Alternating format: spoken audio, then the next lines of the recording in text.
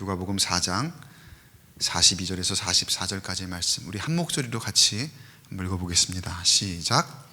날이 밝음에 예수께서 나오사 한적한 곳에 가시니 무리가 찾다가 만나서 자기들에게서 떠나시지 못하게 만류하려 하매, 예수께서 이르시되 내가 다른 동네들에서도 하나님의 나라 복음을 전하여야 하리니 나는 이 일을 위해 보내심을 받았노라 하시고 갈릴리 여러 회당에서 전도하시더라. 아멘. 흐르게 할지어다 라는 제목으로 누가복음의 말씀을 계속해서 이어서 함께 나눕니다. 여러분, 흐른다라는 이 말을 들을 때에는 어떠한 생각이 드십니까? 어떠한 이미지가 있습니까? 흐른다라고 할 때에는 보통 흘러간다, 흐른다라고 할 때에는 부정적이기보다는 긍정적인 의미가 더 많은 것 같죠? 깨끗하다, 그리고 지속된다. 그래서 흘러 저 이제 끝까지 갈 수 있는 그런 의미가 있는가 하면 여기에 멈추지 않고 여기에 고여있지 않고 깨끗하다라는 그런 의미로 우리가 연상을 해볼 수가 있을 것 같아요. 또 한편으로 보면은 나는 여기에 지금 고여있는 이 물이 좋은데, 물을 예로 들으면은, 근데 이게 흘러가 버린다고 생각하면 그냥 가버리는 그런 의미로 받아들일 수도 있을 것 같아요. 사람에 따라서는, 자기가 처한 상황에 따라서는. 그러니까 아쉬움도 있을 만한 그런 의미가 이 흐른다라는 단어 안에, 말 안에 담겨 있는 것 같아요.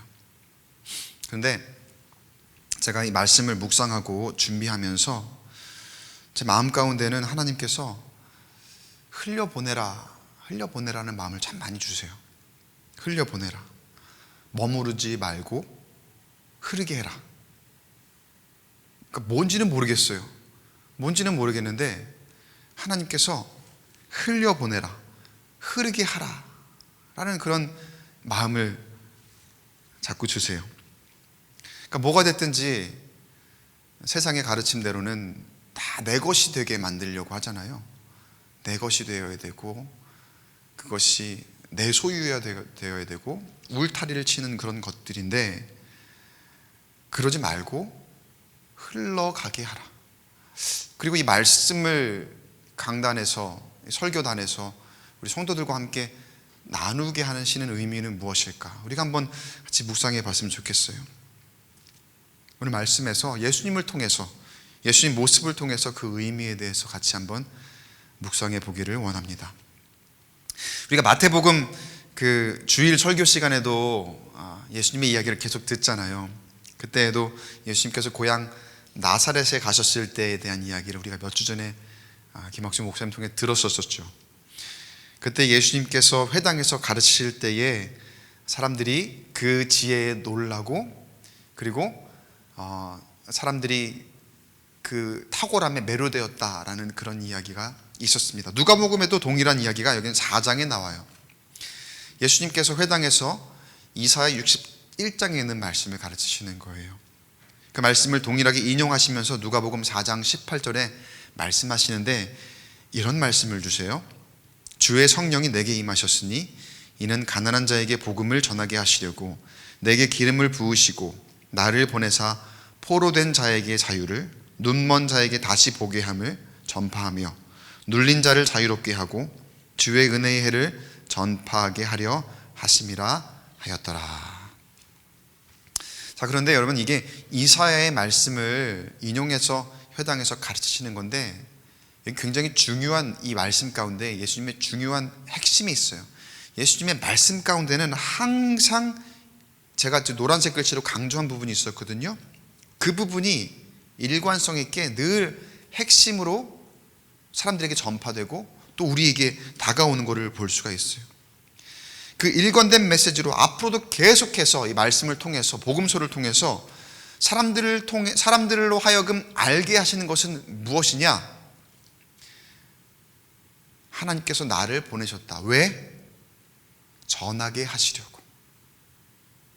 지금 그 말씀을 가르치고 있는 거예요. 사실 이러한 메시지는 선지자를 통해서도 계속해서 듣던 말씀이기는 합니다. 그런데 예수님은 선지자의 이야기를 그저 가르치는 것으로 끝나는 것이 아니라 예수님은 어떻게 말씀하시고 계시는 거예요? 그게 바로 나다. 하나님께서 나를 보내셨고 나를 통해서 그 하나님의 놀라운 천국 복음이 전해지는 것을 너희로 하여금 알게 하기 위해서 이 이야기를 한다. 이 말씀을 너희에게 선포한다, 전한다라는 그러한 핵심이 오늘 말씀 가운데도 있는 거예요.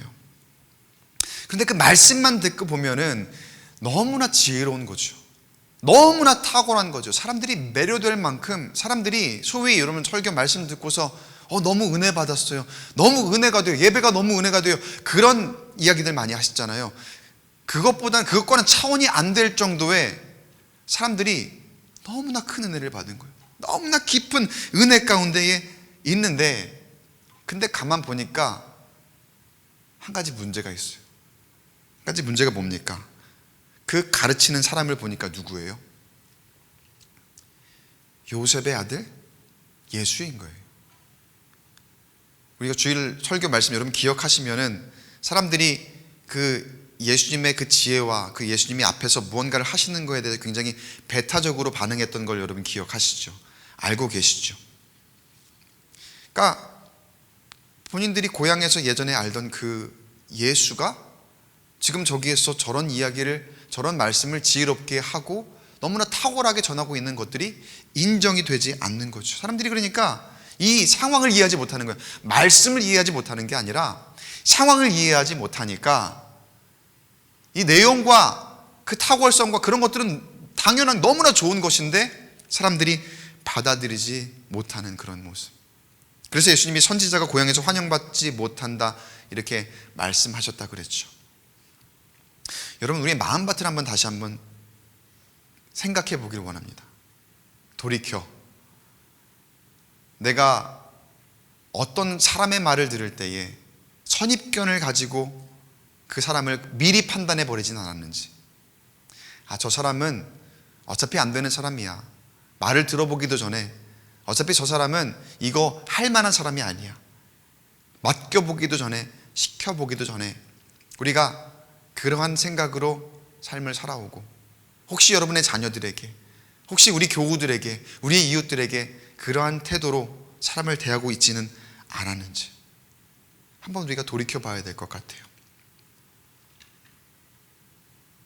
사람이라면 여러분 누구나 누군가에게 인정받지 못한다는 것이 굉장히 마음에 쓰입니다. 예수님도 아마 특히 고향에서 어떻게 보면 내가 굉장히 편안하다고 생각할 만한 그곳에서 사람들이 도리어 색안경을 끼고 선입견을 가지고 나를 이전의 모습만 가지고 판단을 해. 그리고 그래서 지금의 나를 인정하지 못한다면, 내가 그래서 인정받지 못한다고 생각하면은 여러분 누구라도 사람이라면 서운한 감정이 들 수도 있었을 겁니다. 그러니까 사람이 여러분도 그런 경험이 있을지 모르겠어요. 내가 엄청난 사명감을 가지고 이 일을 기꺼이 하겠습니다 라고 부르심을 받고 하다가도, 그리고 살아가다가도 어느 때 보면은 낙심할 때가 있어요. 마음이 어려워질 때가 있어요. 그럴 때면 사람의 마음이 너무나 연약한 게, 내가 지금 이 사명을 받은 게 맞는 걸까? 문득문득 의심이 들 때가 있어요. 내가 이 길을 계속 가는 게 맞는 걸까? 그런 의심. 한 번쯤은 여러분 경험해 보셨을 만한 그런 마음이 있었을 거예요. 낙심될 때, 마음이 너무 어려울 때, 그리고 환경이 너무나 안 좋고 힘들 때, 사람들에게 인정받지 못한다고 생각될 때, 여러 다양한 부류의 사람들과 날마다 함께 지내는데 어떻게 항상 만족스럽게만 할 수 있겠어요? 그러니까 우리 가운데 낙심할 만한 것도 있고, 사람이니까 충분히 그럴 수 있죠. 그래서 슬럼프가 찾아오기도 하고 감정의 업, 다운이 있기도 합니다. 그러니까 내가 그런 대상이 되기도 하고, 또 반대로 내가 누군가에 상처를 주는 그런 사람, 인정해주지 않는 그런 사람이 되기도 하죠. 근데 오늘 말씀에서는 예수님의 입장에서 한번 생각을 해볼게요. 예수님의 입장에서 생각해 보면은 예수님은 하나님 말씀을 그곳에서 전하는 것이고, 지금의 예수님 말씀 자체는 충분히 사람들에게 어필할 만하고 매료가 될 만하고 충분히 능력이 있는 그런 말씀, 사람들이 놀랍게 은혜 받을 만한 그런 말씀인데, 그런데 사람들이 그 예수님의 옛 모습을 보고 고향에서 인정하지를 않는 거예요. 어떨까요? 사람이라면 충분히 상심할 만도 하고, 이건 내가 여기서 지금 이런 대접을 받아야 되나? 다 내려놓고 좀 쉬고 싶다, 그냥 이건 그만하고 싶다라는 그런 극단적으로 생각하면은요, 그런 생각도 들 만한 그런 감정의 상태이지 않을까. 사람들에게 인정받지 못하고 나를 배타적인 눈으로, 그런 시선으로만 바라보는 그것을 마주하는 것이 참 괴로우셨을 거예요. 자괴감이라 그러죠. 내가 이러려고 나사렛에 왔나? 내가 이러려고 공생애를 시작했나? 예수님의 마음 가운데에 사람의 생각이라면 충분히 그럴 수도 있었겠다는 거죠. 그런데 여러분, 예수님은 그런 감정에 그저 휘둘리시며, 여느 사람이라면 단 한 번에 그냥 슬럼프로 빠질 만한 그러한 상태지만, 예수님은 그렇게 슬럼프로 빠져들어가시는 것이 아니라 어떻게 하십니까?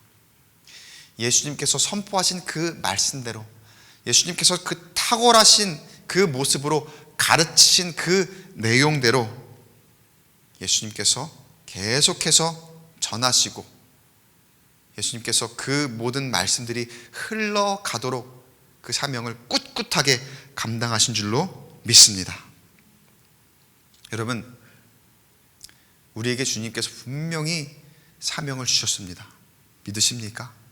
누가 뭐라고 해도 저와 여러분은 사명을 받은 사람들입니다. 때때로는 마귀가, 사탄이 그 사명 감당하지 못하게 하려고 어떤 사람을 이용해서, 어떠한 환경을 이용해서 나를 방해를 할지 몰라요.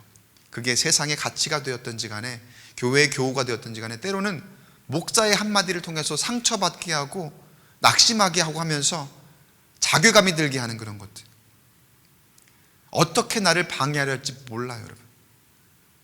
그러면 기억하세요. 이거는 진리입니다. 여러분은 하나님께서 사명자로 세우신 사람인 줄로 믿습니다.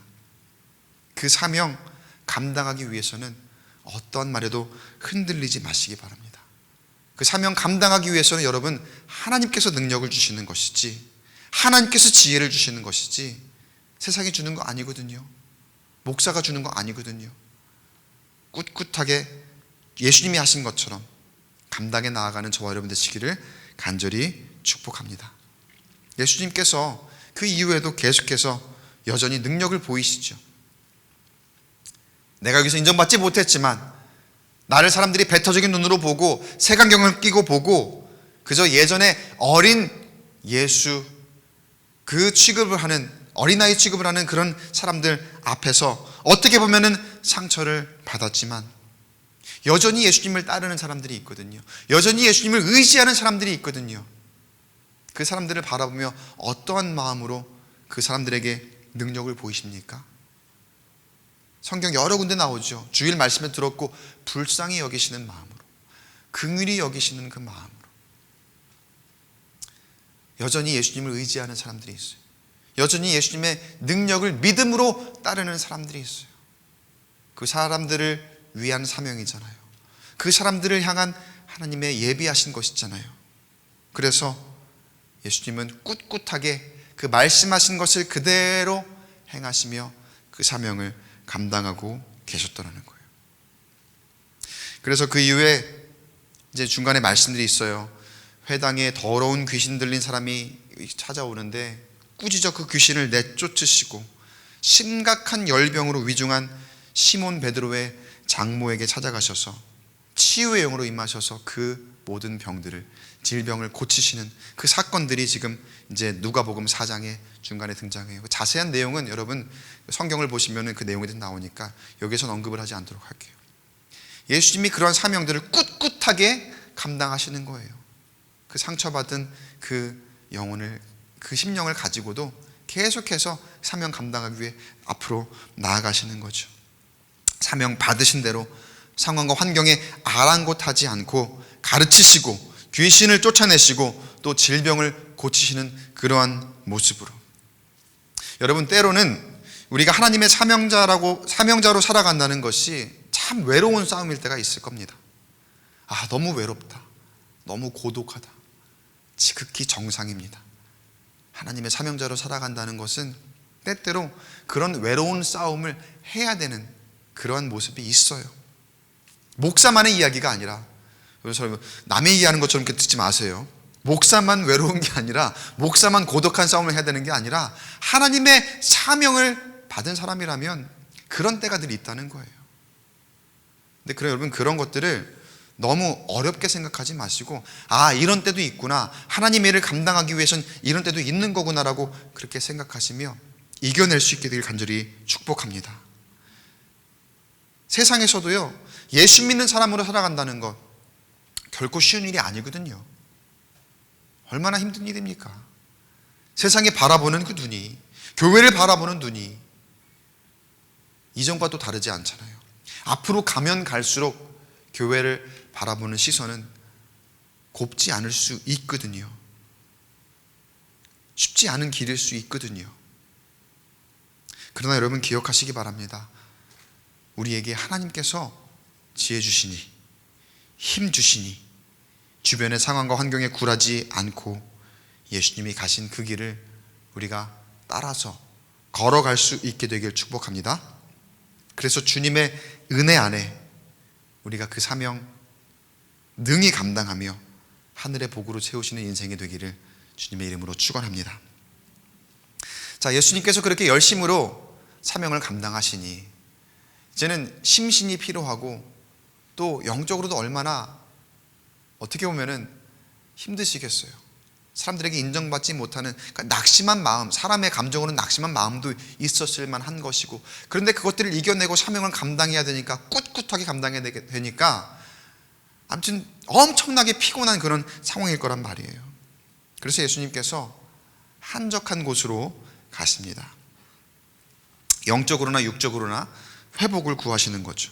육적으로는 쉼을 좀 얻기를 원하시면서도 영적으로는 조용한 곳에서 하나님 앞에 기도함으로써 그런 영적인 회복도 예수님께서 원하고 계시는 거예요. 그런데 문제는 사람들이 가만두지를 않습니다.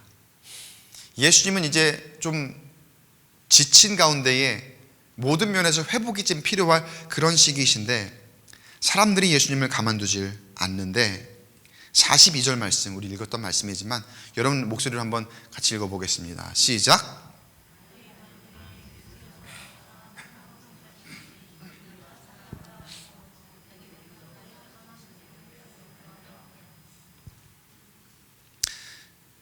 예수님이 한적한 곳으로 가셨는데 이 무리들이요, 예수님을 따르던 무리들이 예수님이 안 보인다고 예수님을 찾아 나서기 시작하는 거예요. 예수님 어디 계시냐고. 그러니까 예수님을 너무나 사모하는 그런 사람들이겠죠. 예수님을 사모하고 예수님의 능력을 구하는 그런 사람들이 예수님을 막 찾아 나서는 거예요. 그러다가 예수님을 만납니다. 근데 마지막에 뭐라 그랬어요? 자기들에게서 떠나시지 못하게 만류하려 했다. 예수님은 지금 예수님의 길을 좀 가셔야 되거든요. 예수님의 다음 스텝이 있거든요. 근데 무리들이 예수님이 없어지는 거에 아주 예민한 반응을 보이더니 만나자마자 한다는 얘기가 예수님 가시면 안 됩니다. 예수님 우리 곁에 계셔야 됩니다. 이렇게 이야기하는 거죠. 또 이제 사람의 감정을 좀 이입을 해볼게요. 예수님은 성육신 하신 분이니까 이제 사람의 몸을 입고 계시니까 저는 사람의 감정도 어느 정도 있으실 거라 생각을 하고 이전에 거부가 당했던 마음이 있어요. 인정받지 못한 마음이죠. 그런데 나를 만류하는 사람들이 있어요. 우리는 예수님 없으면 안 됩니다. 우리는 예수님 너무나 좋습니다. 예수님 한 분이면 됩니다. 예수님 우리랑 꼭 같이 계셨으면 좋을 것 같아요. 어디를 가려는 걸 잡는 거죠. 그 잡는 기분이 사람의 감정으로는 썩 나쁘진 않을 거예요. 게다가 이전에는 거부당했다가 낙심했다가 여기에 이런 사람들도 있구나라는 그런 것들을 알게 된다면은, 야, 고향에서도 나를 알아주지 않았는데, 내가 거기서 상심했고 낙심했는데 이 사람들은 나를 알아주는구나. 그래서 그들이 떠나지 말라고 만류할 때에 사람의 생각을 보면은요, 여기에서 이 사람들과 같이 좀 있어 볼까? 라는 그러한 마음이 조금이라도 들 수도 있었을 것 같아요. 제가 지금 사람의 생각으로 사람의 마음이라고 자꾸 강조를 하는 거예요. 물론 예수님이 그러지 않으실 거고 그러지 않으셨지만 여러분이라면 어떻게 하시겠어요? 저 같으면 그런 마음 들 것 같아요. 조금이라도. 뭐 결론은 어떨지 모르겠지만 그런 마음이 충분히 들 만도 합니다. 사람들이 나를 알아주니까요. 나를 알아주는 사람이, 나를 원하는 사람이 가지 말라고 하는데, 가지 말라고, 여기 우리랑 같이 있어 달라고. 충분히 여기 좀 있어 볼까? 다음에 가더라도 조금 더 있다 갈까? 충분히 그렇게 생각할 수 있는 그런 상황입니다. 그러나 예수님은 어떻게 하십니까? 예수님은 사람의 몸을 입고 성육신하신 하나님의 본체시며 또 하나님의 독생자이시니 어떤 사명을 갖고 오셨습니까? 이 세상을 사랑하사 보내심을 받은 그 사명을 감당하시기 위해, 하나님의 구원 사역을 감당하시기 위해 앞으로 걸어가셔야 하는 그 길로 계속해서 걸어가십니다. 그리고 그 사명이 무엇인지가 예수님이 하시는 말씀을 통해서 구체적으로 그 다음 절에 나옵니다. 43절, 44절. 여러분 한 목소리로 같이 다시 한번 읽어보겠습니다. 시작. 예수께서 이르시되 내가 다른 동네들에서도 하나님의 나라 복음을 전하여야 하리니 나는 이 일을 위해 보내심을 받았노라 하시고 갈릴리 여러 회당에서 전도하시더라. 예수님의 사명은 무엇입니까? 아까도 맨 처음에 그 나사렛에서 회당에서 말씀을 나눌 때, 이사의 말씀을 인용할 때 똑같은 말씀이 일관되게 여기 예수님의 입술을 통해서 전파되잖아요. 예수님의 사명은 전하는 것, 다른 동네들에도 하나님의 복음을 전하는 것, 여기에서만 우리끼리 전하고 듣고 아는 것으로 끝이 아니라 여러 곳으로 두루 다니시며 전하는 것. 여러분 신약 성경에 보면은요, 예수님이 두루 다니셨다라는 말이 몇 번 나와요.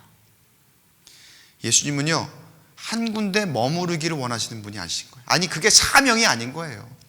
예수님의 사명은 뭐냐면은요, 두루 다니셔야 되는 거고, 두루 다니시며 가르치시고 치유하시고 복음을 전파하시는 것. 그게 예수님의 사명이거든요. 그 사명을 실행하셔야 되니까, 그 사명을 감당하셔야 되니까, 지금 사람의 감정으로는, 사람의 마음으로는 어쩌면 여기 좀 머무르면 내가 편하겠다, 여기 머물러 있으면은 이 사람들이 나를 인정해 주니까, 나를 따르니까 이것이야말로 나에게 참 좋은 곳이 되겠구나, 그렇게 생각할 수 있을 거예요. 그런데 사명을 생각하면은요, 예수님의 사명은 여기에 머무르는 것이 아니라 어떻다고요? 두루 다니셔야 되는 것, 두루 다니시며 가르치고 고치시고 전파하는 것. 그 사명을 예수님이 가지고 계시기에 그런 육신의 평안함, 그리고 사람의 마음으로 끌릴 만한 그런 환경에 있었을 때에도 예수님께서는 그 길을, 사명 감당할 그 길로 걸어가신 줄로 믿습니다. 저와 여러분의 사명은 무엇입니까? 그 사명이 어떤 것이든지 간에 여러분, 그것이 한 곳에 머무르면 안 됩니다. 예수님은 그곳이 한 곳에 머무를 수도 있는 그런 조건에서 예수님은 그것을 뿌리치시고, 물론 그곳에도 복음이 전파되어야 되는 건 맞습니다만 예수님의 사명은 두루 다니시며 그 복음이 흐르게 하는 것이기 때문에, 아모스 선지자가 5장 24절 말씀에, 아모스 5장 24절에 이런 말씀이 있어요. 오직 정의를 물같이, 공의를 마르지 않는 강같이 흐르게 할지어다. 아모스 5장 24절에 이런 말씀이 있어요. 아마 예수님도 이 말씀을 알고 계시겠죠. 그리고 그 말씀을 따라서 예수님이 가시는 그 길마다 정의가, 그리고 공의가 마르지 않는 강같이 흐르게 하도록 예수님의 사명을 감당하시고자 하는 그런 모습은 아니셨을까? 이 마음을 품고 전하신 것은 아니셨을까? 그 전에 말씀에 우리가 읽었던 것, 아까 앞장에서 보면은요, 그 복음의 내용이 무엇입니까? 그 복음의 내용이 다, 우리 아까 앞장에서 4장 18절에 읽었죠.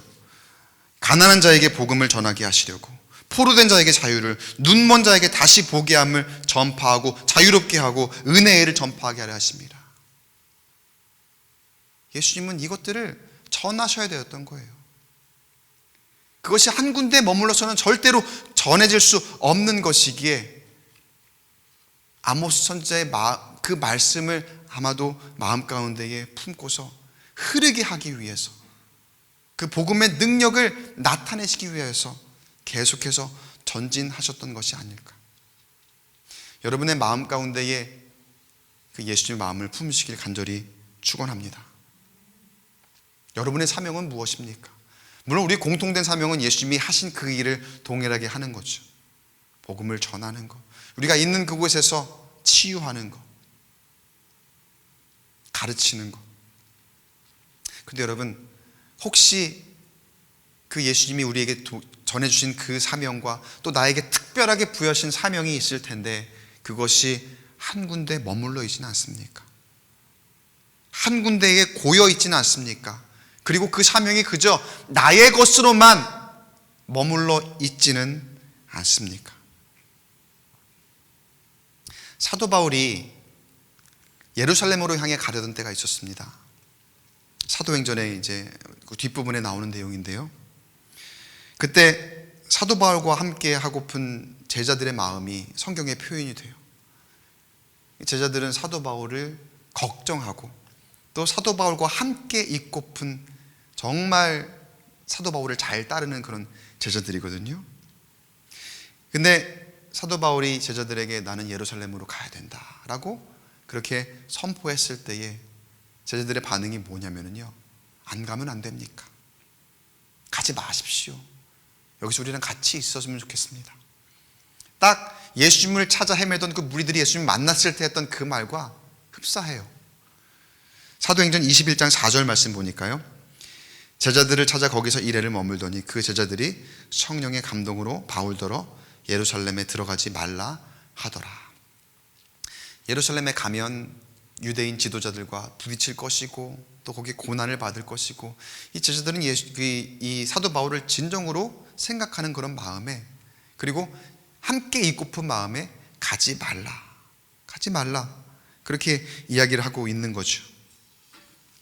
근데 사도 바울이 어떻게 반응을 합니까? 사도행전 21장 13절에 바울이 대답하되 여러분이 어찌하여 울어 내 마음을 상하게 하느냐? 나는 주 예수의 이름을 위하여 결박당할 뿐 아니라 예루살렘에서 죽을 것도 각오하였느니라. 이 사도 바울의 답을 보니까 이 제자들이 사도 바울이 안 갔으면 하는 마음에 어떻게 가지했다는 거예요? 울면서 가지 말라 그랬다는 거야 지금. 막 선생님, 바울 목사님, 가면 안 돼요. 일단 우리가 바울 선생님 너무 좋아해요. 우리랑 함께 있으면 좋겠어요. 그리고 가면 위험할 텐데 절대로 안 됩니다. 조금만 더 있다 가시면 안 됩니까? 안 가면 안 됩니까? 아니면 조금만 더 있다 가시면 안 됩니까? 상황을 좀 보시고 나중을 도모하시죠. 울면서 사도 바울더러 가지 말라고. 하지 말라고. 이건 여러분 감정에 호소하는 거잖아요. 감정에. 여러분들이 감정으로 이렇게 나오면은요, 흔들리지 않은 사람 없을 거예요, 아마. 그냥 아까 무리들은 예수님더러 떠나지 말라라고 얘기할 때는 이렇게까지는 얘기는 안 했거든요. 근데 그래도 나를 인정하는구나 해서 흔들릴 수 있어요, 사람이라면. 근데 사도 바울은 여기서 더해요. 그저 나를 좋아해주고 나를 따르고 나를 인정해주는 사람들을 넘어서서 이 사람들은 막 울면서 절대로 가면 안 됩니다. 내가 당신을 그만큼 걱정하고 있습니다. 내가 그만큼 당신을 따르고 있습니다. 그만큼 당신을 사랑하고 있습니다. 이런 모습이거든요. 제가 이 말씀 보면서 바울의 마음이 얼마나 약해졌을까. 이건 마음이 약해질 수밖에 없는 상황이거든요. 울면서 가지 말라는데, 이 사람들 진짜 나를 위하는 사람들이구나. 이 사람들 정말 내 사람들이구나. 내 사람들이구나. 진심으로 나를 인정하고 진심으로 나와 함께 있고픈 그런 사람들이구나. 내가 이 사람들을 두고 어딜 가겠나. 이 사람들을 위해서 내가 또 열심히 사역하고 이 사람들과 함께 말씀 나누고, 그래 나중에도 갈 수 있으니까 나중을 생각해서 여기에 좀 더 있어도 되겠다, 그런 생각을 할 수도 있지 않았을까요? 사람의 마음에.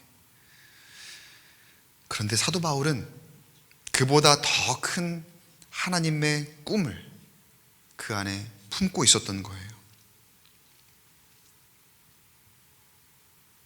그가 전해야 될 복음은 우리 안에서 우리끼리 누릴 것이 아니라 흐르게 해야 되는 거라고. 하나님 말씀하신 그 음성이 사도 바울 귓가에, 마음 가운데에 들리고 계속해서 맴돌았을 거예요. 머무르지 말아라. 흘러야 된다. 그 복음은 흘러 가야 되는, 그래야 살아있는 것이다. 그래서 사도 바울은 하나님이 흐르게 하라 하시니, 그렇게 쓰임받고자 내가 순종한다면 하나님이 공급하실 것이다. 하나님이 채울 것이다. 그 믿음 가지고 나아간 줄 믿습니다. 여러분, 흐른다라는 의미, 아까 서두에 말씀드렸죠. 흐른다라는 의미 좋은 거는 누구나 다 알고 있습니다. 그런데 우리가 흘러보내자고 결단하는 데에는 조금 주저함이 있는 것 같아요. 사도 바울을 잡은 제자들처럼, 예수님을 잡은 이 무리들처럼 아쉬움이 있잖아요. 그러니까 내 곁에 두고 싶은 거 있어요. 내가 소유하고 싶은 것, 내가 가지고 싶은 것, 나만 취하고 싶은 그런 것들이 있거든요. 이 사람들에게는, 무리들에게는 예수님이 그런 존재였던 것이고, 그때에. 그리고 제자들에게는 사도 바울이 그런 존재였던 거예요. 어떻게 보면 이 사람들에게는 흐른다는 의미가 조금 아쉬운 거일 수도 있었을 거예요. 우리 건데, 내 건데, 사도 바울, 우리 선생님 우리 건데, 예수님 내 건데, 우리만 같이 지냈으면 좋겠는데, 저기는 안 가셨으면 좋겠는데, 이런 마음이니까 어쩌면 그 사람들한테는 흐른다는 개념이 꼭 좋지만은 않은 것, 조금 아쉬운 그런 것일 수도 있을 것 같아요. 근데 우리가 무언가를 흘러보내고자 결단하는데 주저함이 있을 만한 것들이 여러분 가운데 있을 겁니다. 그게 무엇일까요? 저는 잘 모르겠어요. 뭐라고 딱 말할 것이 있을까? 흘려보내려 할 때에 어쩌면 내가 이걸 흘려보냈을 때 내 안정이 깨지는 것 같고, 내 평온함이 깨지는 것 같고, 누구나 추구하고 싶은 안정이 있잖아요. 그리고 누구나 머무르고 싶어하는 그런 성향들이 있잖아요. 여기가 좋사오니, 지금 딱 좋은데, 지금 이대로 살아가는 게 참 좋은데, 그러한 마음. 그런데 여러분, 제가 오늘 이제 말씀 묵상을 통해서 여러분에게 이게 전하는 것들이 하나님께서 주시는 감동인데, 여러분에게도 동일한 감동이 있기를 간절히 축원합니다. 하나님이 어떻게 되었든지 간에 흘러야 된다고 말씀하셔요. 그런데 여러분, 하나님이 그렇게 말씀하실 때에는 그냥 흐르게만, 그냥 여러분에게서 흘러버리고 끝이 아니라는 사실을 꼭 기억하시기 바랍니다.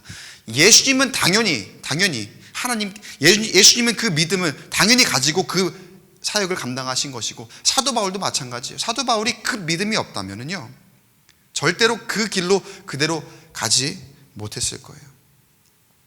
자, 여기 물병이 이렇게 하나 있는데, 이 물병은 지금 이 안에 고여 있는 게 있잖아요.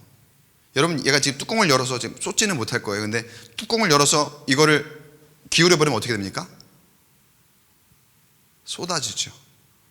그리고 안에는 물이 남습니까? 안 남습니까? 안에 남지 않겠죠. 여러분, 이거는 쏟아 버리는 거죠. 하나님은 여러분에게 쏟아 버리라고가 아니라 흐르게 하라고 말씀하셨습니다. 그리고 흐르게 하신다는 것은 하나님께서 이 물병 안에 있는 물이 그냥 쏟아져 버리고 끝이 아니라, 여러분, 제가 이 뒤에 밑둥을 잘라서 그 뒤로 계속해서 물을 공급한다면은, 여러분, 그건 쏟아지는 게 아니라 뭡니까? 내가 이걸 아무리 이렇게 기울이고 있어도 흐르는 것이 되겠죠. 주님께서 여러분들로 흐르게 하라고 말씀하실 때에는, 여러분이 물병으로 있을 때 이것을 그냥 쏟아내버리고 끝이 아니라 계속해서 그 뒤를 통해서 물을 공급하시겠다고 말씀하시는 것인 줄로 믿으시기 바랍니다. 그 뒤로 계속해서 하나님께서 그 물이 흐르도록 채우시고 공급하시는 것. 또 마찬가지로 여러분이 물이 이 뚜껑이 열려있다 생각해 보세요. 근데 이것이 그냥 고여 있으면은 이 상태로 계속 있는 거예요. 근데 이 상태에서 물이 흐르려면 어떻게 됩니까? 기울이지 않고 넘쳐야 되겠죠. 그것도 하나님이 공급하시는 거예요. 하나님이 흐르게 하시겠다는 건요, 여러분이 이 자리에 그냥 있을 때에 내가 믿음만 가지고 있다면은요, 그것이 넘치도록 공급해 주셔서 계속해서 흐르겠다고 여러분에게 약속하신 것이라는 것을 여러분 믿으시기 바랍니다. 그러게 여러분 두려워하지 마세요. 걱정하지도 마시고 염려하지도 마세요.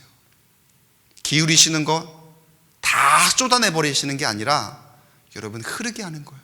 왜요? 하나님이 공급하실 거니까. 가만히 머무르지 마시고 하나님이 계속해서 여러분에게 채워주실 것이니 그것이 흘러 갈 수 있도록 하나님 앞에 다 맡기고 하나님 주시는 그 은혜로 늘 채우시는 저와 여러분 되시길 간절히 축원합니다. 그러기 위해서는 여러분 믿음 가지고 앞에 내가 걸어가야 될 사명, 그 감당하는 그 길을 두려워하지 마시고 염려하지 마시고 하나님께 맡김으로 담대하게 감당할 수 있는 저와 여러분 되길 바랍니다. 담대하게. 제가 담대하게 또 얘기하잖아요. 그냥 할 수 없는 거기 때문에 담대하게라는 거예요. 내가 이거를 기울이는 게 쏟아지면 어떡하지? 쏟아지면 어떡하지? 그 염려하거든요. 여러분 담대하게 확 기울였을 때에 하나님은 쏟아지는 것에서 빈 것으로 놔두시는 것이 아니라 계속해서 채우시겠다 약속하시고 말씀하시는 줄로 믿으시기 바랍니다. 내가 한다고 생각하지 마세요. 하나님께서 흐르게 하실 것입니다. 내가 할 것은 그 믿음을 가지고 담대하게 결단하는 것, 담대하게 기울이는 것, 그것이 바로 하나님, 내가 이 사명 쓰임받기 위해서 하나님 무슨 일이 있어도 잘 감당하겠습니다 주님 앞에 고백하시는 것, 그런 모양인 줄로 믿습니다. 내가 은혜를 흐르게 하겠다 하나님께 고백하면, 사랑을 흐르게 하겠다 고백하면, 정의를 흐르게 하겠다 고백하면 하나님께서 여러분에게 그때 맞는 은혜로 채우실 것이고 사랑으로 채우실 것이고 그리고 정의로 채우실 것이고, 물질도 마찬가지예요. 여러분 내가 물질로 흐르게 하겠습니다. 흘러 여러분 많은 사람들에게 내가 물질로 헌신하겠습니다. 여러분이 고백하실 때는 하나님께서 그 물질도 계속해서 공급하시고 채우실 줄 믿습니다. 여러분, 예수님의 메시지는 일관성이 있습니다. 처음부터 끝까지 메시지는 전해져야 되는 것이고, 하나님의 말씀과 천국 복음은 전파되어야 되는 것이고, 그것이 한 군데에 머무르는 것이 아니라 예수님이 두루 다니며 전파하셨던 것처럼 흘러가야 한다는 것. 나사렛에서 가르치실 때에도 그렇고요, 사람들이 그를 떠나지 말라고 만류할 때에도 그렇고요, 사도 바울이 예루살렘으로 가려고 했을 때에 사람들이 말릴 때에도 그렇고요, 예수님의 그 메시지와 그 복음에는 변함이 없습니다. 그리고 그것들은 계속해서 어떤 상황과 환경에서도 흘러가야 된다는 사실을 기억하시며, 오늘 들은 말씀을 함께 묵상하고 남은 한 주간 우리가 살아갈 때에 내게 주어진 것, 그 사명감 가지고 마음껏 그리고 담대하게 흘려보낼 수 있는 주님의 공급하심을 기대함으로 흘려보내며 광교 꿈의 교회에, 그리고 예수 그리스도의 선한 영향력을 만방에 끼칠 수 있는 저와 여러분 되시기를 주님의 이름으로 간절히 축원합니다.